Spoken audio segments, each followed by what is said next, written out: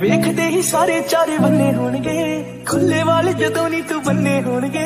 ਮੇਰੀ ਆ ਪਸੰਦ ਭਾਵੇਂ ਆਮ ਜਿਹਾ ਏ, ਸੂਟ ਸਰਮਈ ਟਲੀ ਸ਼ਾਮ ਜਿਹਾ ਕਿ ਜੇ ਫਰੋਜ਼ੀ ਕਿੱਥੋਂ ਆਂਦੇ ਹੋਏ ਆ, ਵਾਲਾਂ ਵਿੱਚ ਉਲਝੇ ਪਰਾਂਦੇ ਹੋਏ ਆ। ਸਭ ਕੁਝ ਚੇਤੇ ਹਰ ਗੱਲ ਗੋਲੀ ਨੀ, ਕਦੋਂ ਕਦੋਂ ਤੇਜ ਕਦੋਂ ਤੁਰੇ ਹੌਲੀ ਨੀ।